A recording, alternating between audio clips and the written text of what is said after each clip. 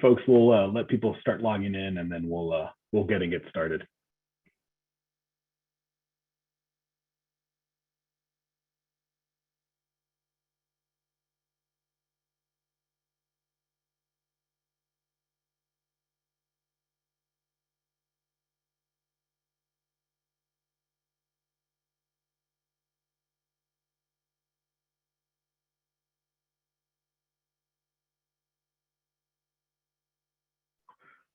All right. Well, thank you all for joining us today. This is our second annual community funding appropriations and community funding project funding process briefing. And I would like to introduce our team today. We have a wonderful legislative team that will be on, and our grants coordinator as well. And for myself, my name is Eduardo Lerma. I'm the Congresswoman's Chief of Staff. I look forward to talking to you all today. I would like to recognize Zara Saheb, our Legislative Director. Zara. Hi, everyone. Thanks for joining us today. I'm the Congresswoman's Legislative Director. I oversee some of her defense work on HASC, specific to military personnel, in addition to foreign affairs, trade, intelligence, and women's issues. Thanks again for joining. I'll turn it over back to Eduardo. Thank you, Zara. And I would recognize also Mr. Benjamin Harrison, our Senior Legislative Assistant. Hi, everyone. Ben Harrison, Senior Legislative Assistant for the Congresswoman. Also have some defense issues in my portfolio, as well as transportation infrastructure, and help oversee the appropriations process. This is going to be our second time through it, and excited to do it. Yeah. Thank you, Benjamin. Denise Fernandez, our Legislative Assistant. Hi, good afternoon, everyone. My name is Denise Fernandez. I'm a legislative assistant for the Congresswoman. My portfolio includes Homeland Security, healthcare, and judiciary issues, which also include immigration and civil rights.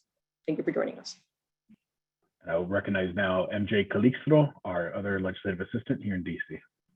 Hi, good afternoon, everyone. MJ Calixto, legislative assistant. Some of my portfolio areas are interior, environment, agriculture, education, labor, water, energy, housing, and financial services. Thank you, MJ. At this moment, I'll recognize as well Lizette Boda, our grants coordinator in El Paso, Texas. Hi, everyone. Lizette Boda. Nice to be here with you this afternoon. I am in the district office, as Eduardo mentioned, and here to assist you with any questions you have regarding federal grants. Looking forward to our webinar today.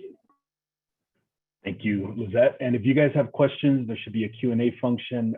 Please type out your questions as we go through this, and then we'll have a more formal Q&A section at the end. I know we already have 2 questions in the inbox, but please feel free to use that Q&A function to type out your question. I will turn it over now to Benjamin, who will walk through the appropriations process from when it starts in February, and then we'll go on to the community funding projects. Benjamin. Yes, great. Thanks, Eduardo. And this was just going to be a refresher for folks who were on, the presentation last year, and a introduction for folks who may not have been on the call last year.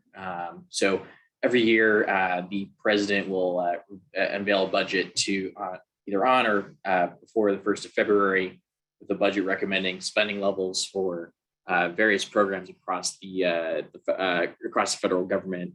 Once that budget is released, Congress takes that in and uses that budget to produce budget resolution and then also appropriations bills. And those appropriations bills are actually where all that funding is actually enacted once it is passed into law.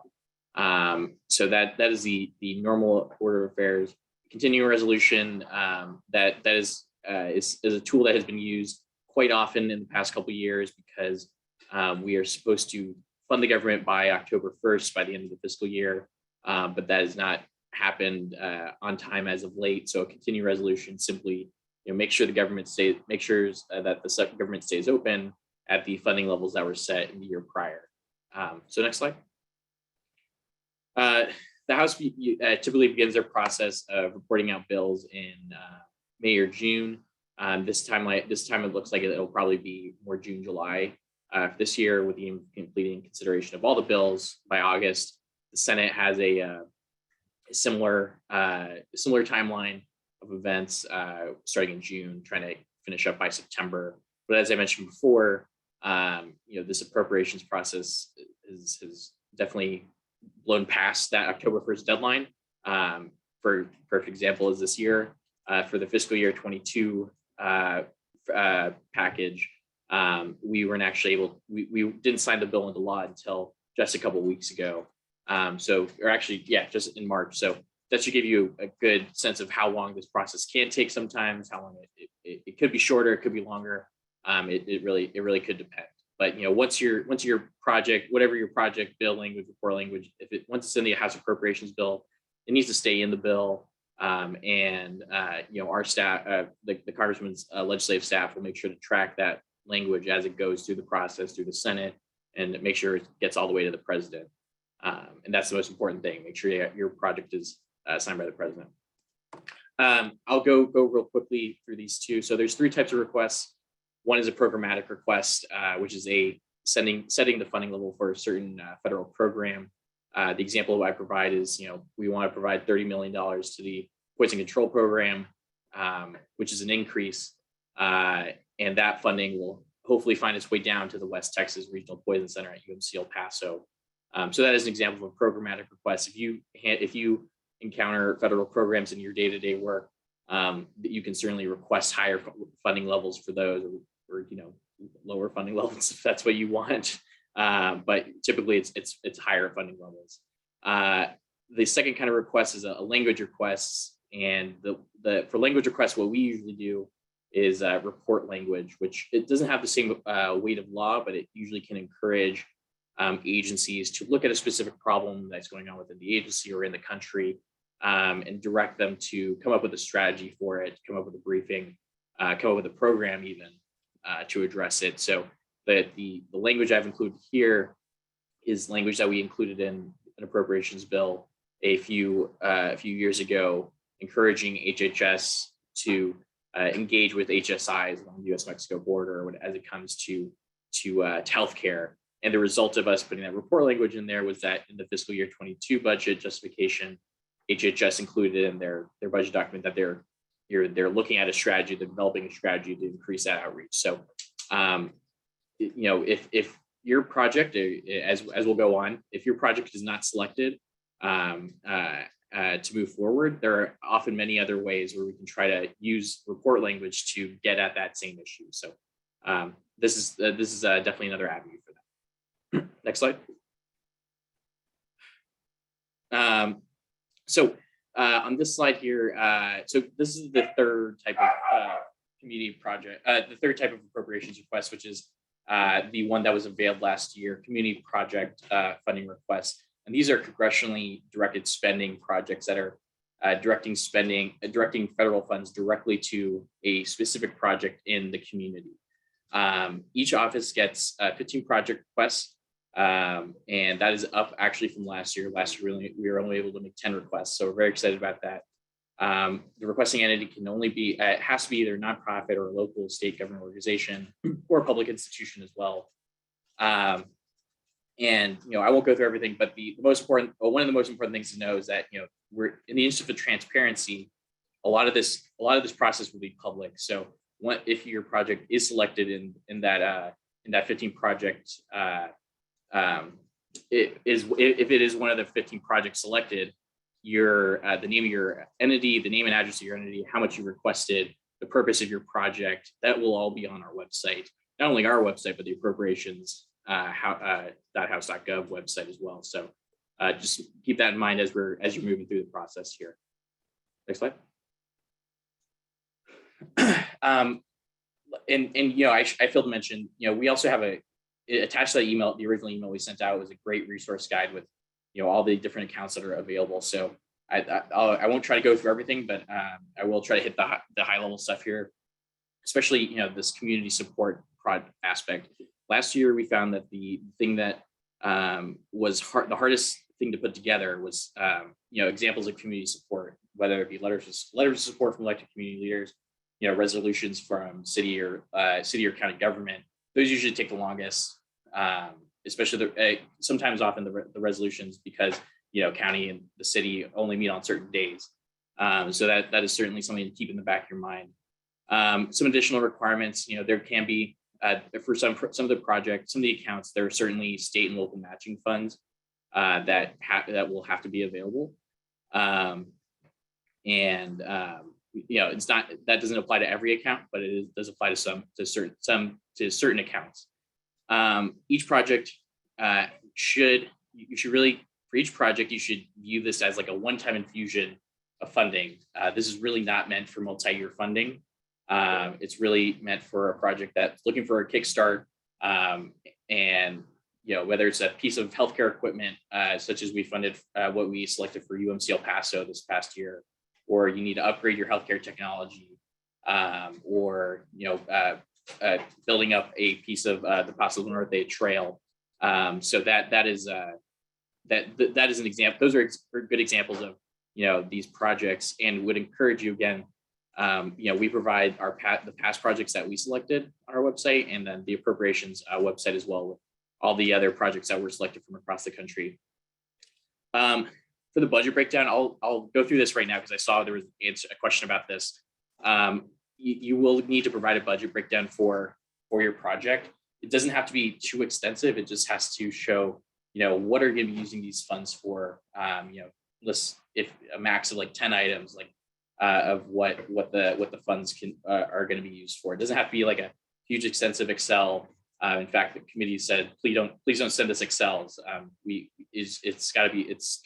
A simple budget is preferred. Just showing how much money you're going to use for what. Something else that we've learned this year is that depending on the account, and it seems like most accounts are going to have to will have to go through this. There will be a post-enactment non-competitive application process that you'll need to go through. This is just so the relevant agency can ensure that your project will be eligible under their guidelines. But again, it's not competitive. Once the funding is in the bill, it means that you're not going to have to be competing with anybody else as you typically would.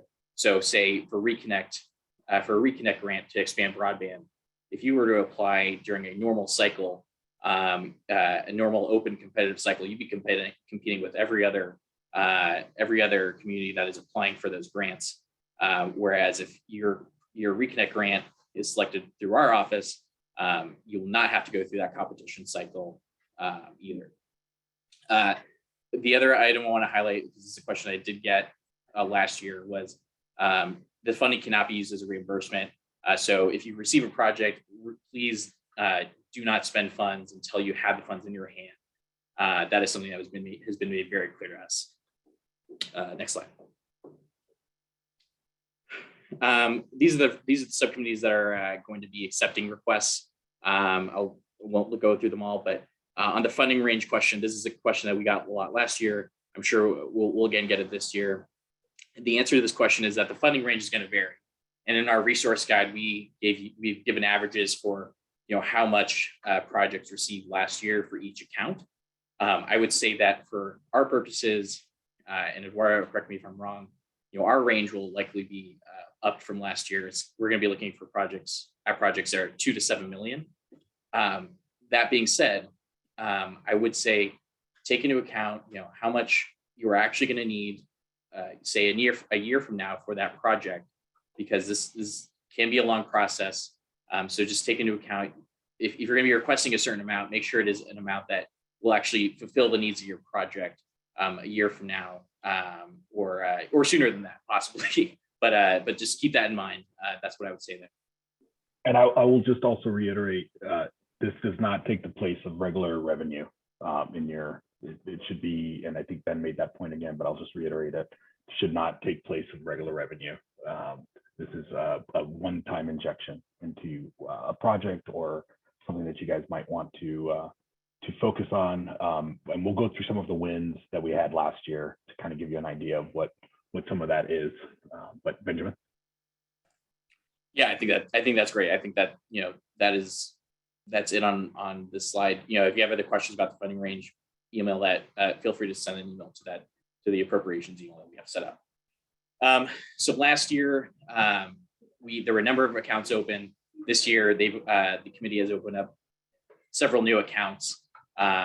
These are not the only accounts that are open this year. I just wanted to highlight the new ones for you all, especially for those who went through the cycle last year, who did not see these. So you have the Department of Agriculture distance learning telemedicine grants for expanding broadband. You have a GSA Federal Buildings Fund, which some LPOE studies, Land Port of Entry feasibility studies were funded through last year. On the Senate side, you have several new HHS accounts specific to child abuse prevention and social services research, and a whole new account in the Department of Energy focused on those items that you see there. Energy efficiency, cybersecurity, electricity, making sure that we address the climate crisis. So that is those are the new accounts that are available this time around. Again, our resource guide goes through every account that's open, but wanted to highlight these ones here. Next slide. You're muted. Yeah. I'll turn it over now to Lizette Ruiz-Boda to go over our grants program. Lizette? Hey, yes, so as Eduardo said, previously mentioned, if your project is not selected, there are other ways that our office can help. So we can help you find relevant federal grant funding opportunities that your organization may be able to apply for. And this can be done by reaching out to our office. You can reach, and I'm going to share, my email is at the bottom of the page at lizette.ruiz/boda@mail.house.gov. And so we also serve as advocates when you're communicating with federal agencies. So, if you have a question about a grant, whether you want to know where you are with the grant application process, if you've been awarded funding, you can always reach out to our office and we can further assist you with that as well. We also do help with letters of support. This is done on a case-by-case basis, and this is only for federal, for applications that are for federal funding. So, you can reach out to our office if you would like a letter of support when you're submitting your application. We can provide that for you. And we also send those letters to our congressional liaison contacts as well within that agency that you are applying for funding. So, for letters of support, please also feel free to reach out to my email. We can let you know if we can provide one for you and then provide you with that.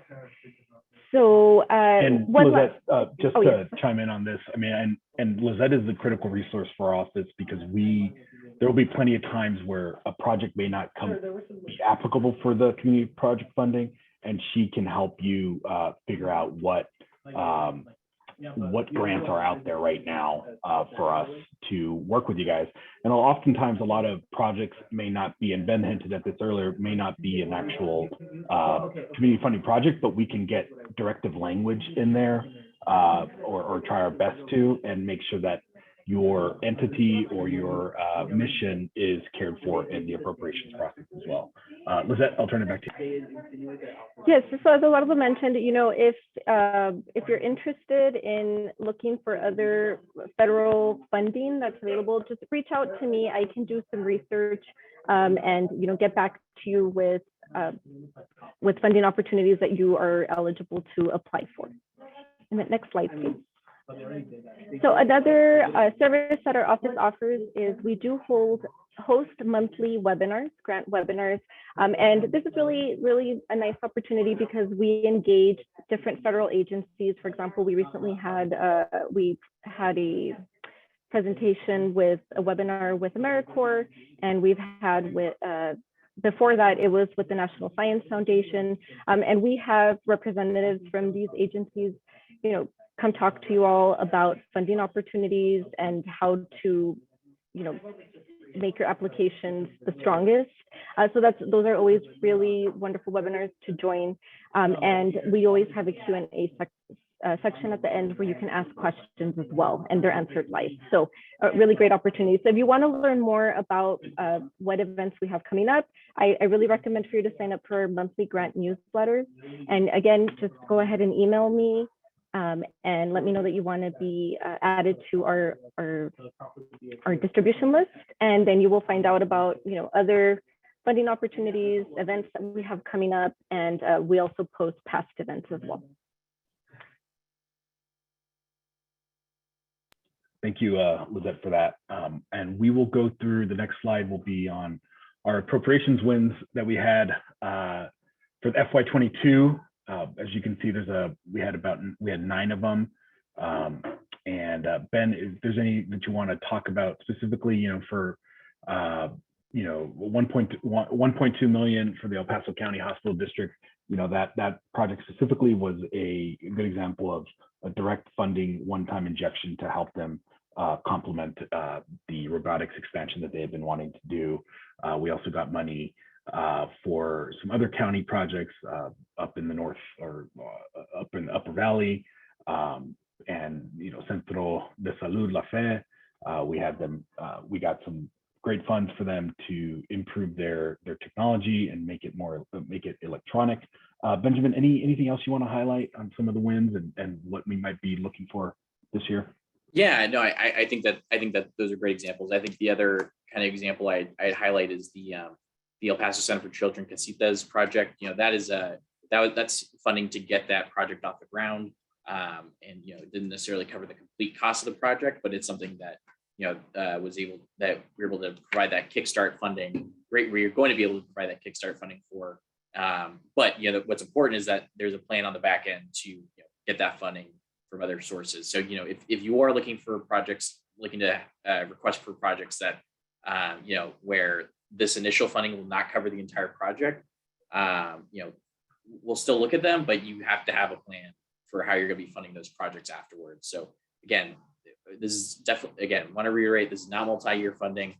We only get 15 projects this cycle, and who knows how many next cycle. So want to make that clear, and that we want to make sure that the entire everybody in the community, at least every quarter of the community, is able to participate in this process as best as we can include them. So I think that's kind of what I'd say there. Thank you, Benjamin. And so I'll leave this up for another second, but I think we are ready for questions and discussion. And Abby, our press secretary, Abby, can you go over where this will be available post slide? I know we have a few questions on how to get this presentation. I think Abby, sorry, I thought she was there. For those that are interested in grabbing this afterwards, we will put this on our YouTube page, and I will make sure to send that link to everyone that is RSVP'd, and that way we can make sure that you get to review it again if you'd like to do that as well. So our first question, go ahead, Ben. Sorry, can I just do 2 things before we jump into questions? As you're applying for your project, and one of these points will answer a question I think already, but I know it's a question that we're going to get, but that will likely come up regardless. So first point, if you are going to be applying for multiple projects, please, when you apply, not only go through our application, but send an email to our appropriations email listing the prioritization of your projects. It'll help us, take in, what is a priority to your organization, and make sure that we're, taking that into account as we go through our internal process. The other thing I'll say is, obviously one of the most important questions that we've gotten is, when will these funds be available, and how long do we have to spend them?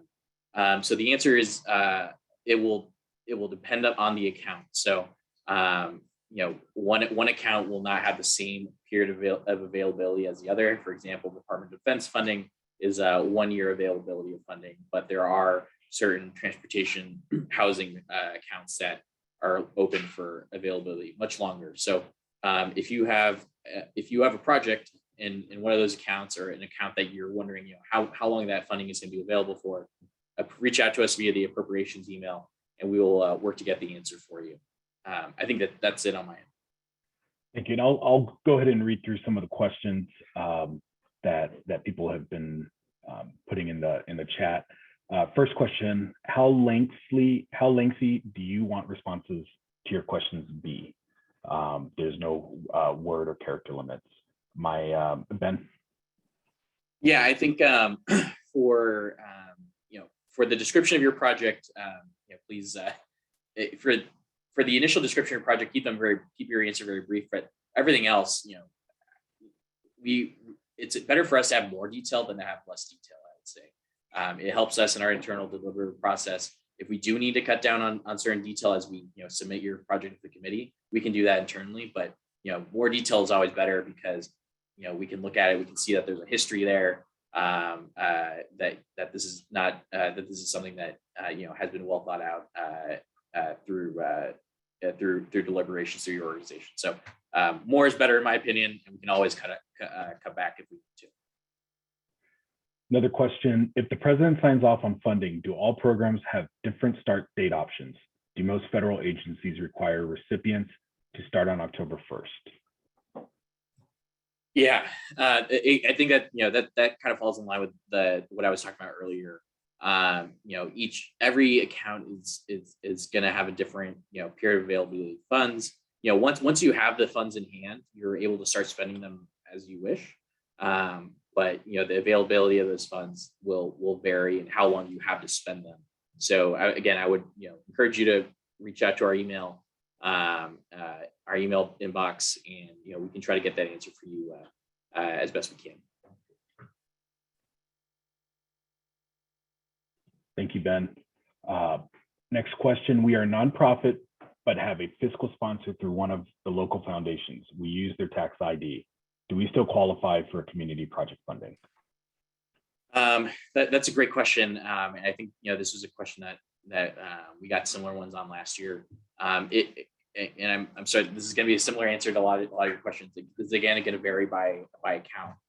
We had a Q&A yesterday with the Appropriations Committee, and a similar question like this was asked. What nonprofits are available or are able to apply?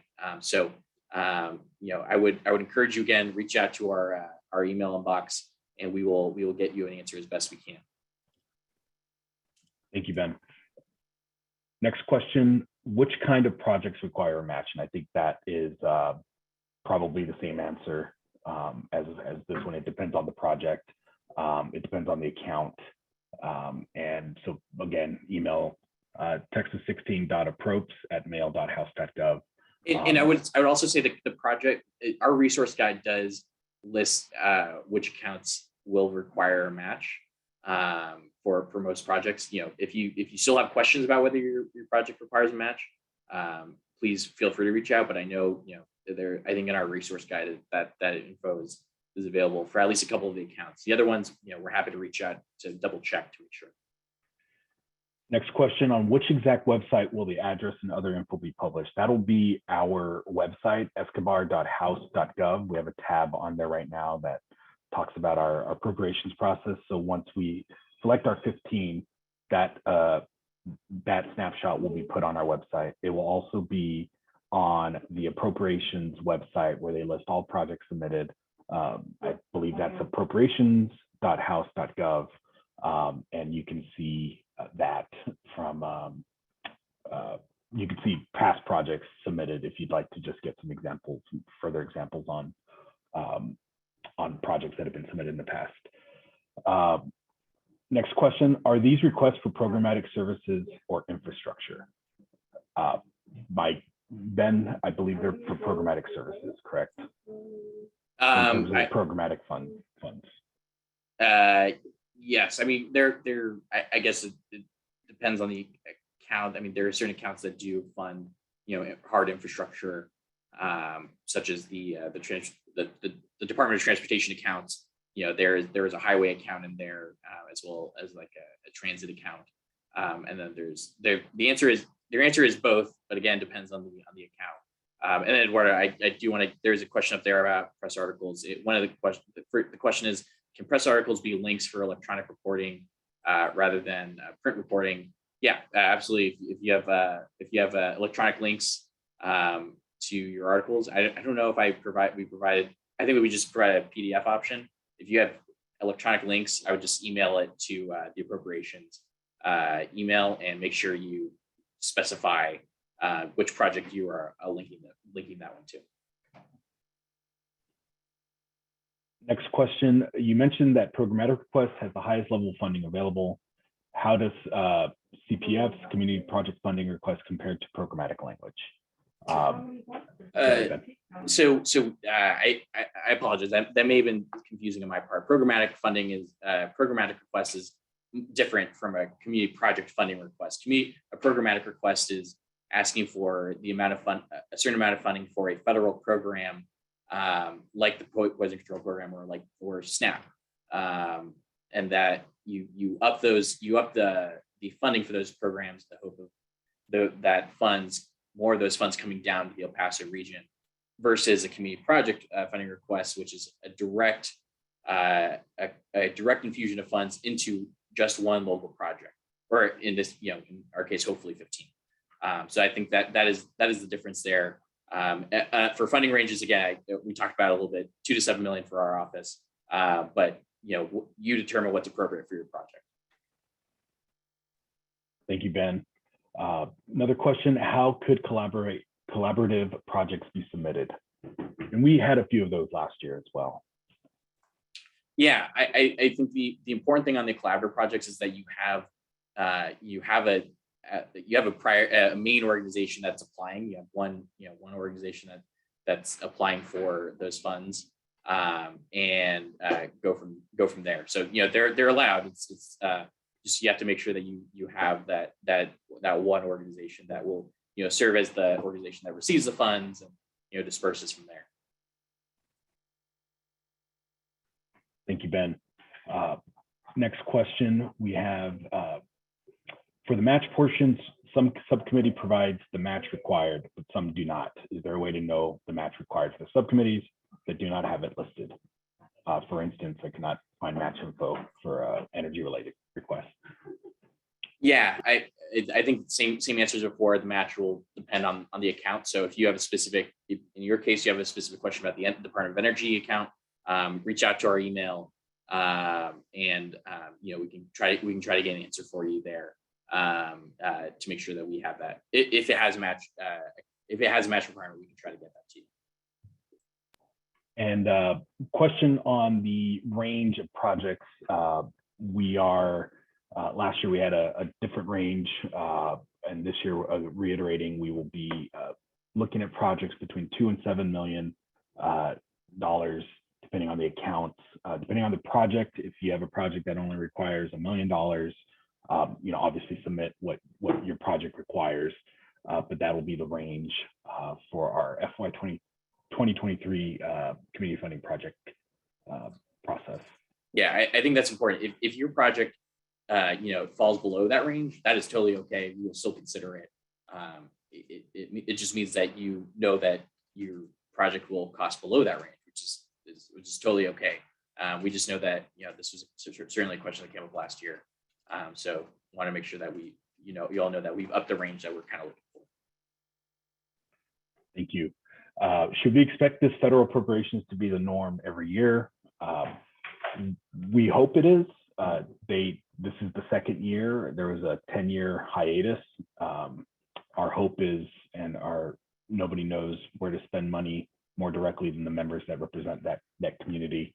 So our hope is that this is the norm moving forward. There's one more question on project fund wins. How can we see where the money was spent? Ben? We have a tab on our website under escobar.house.gov, and under our services tab that says previous community project wins, I believe is what the title is. There you'll be able to see where that funding is going to, and how it's being spent for the fiscal year 2022 cycle. Can I answer that top question, Eduardo? Yep.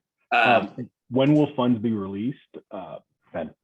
Yeah, the reason why I want to answer this question, when will funds be released? There was an email earlier today saying to hold off on spending. The funds are going to be, because this is a process that is starting up again after 10 years. The agencies have to kind of spring back into this muscle memory of setting up a process to get these funds down to the recipients. So, this year it may be a little bit delayed, but hopefully next year it'll be a little quicker.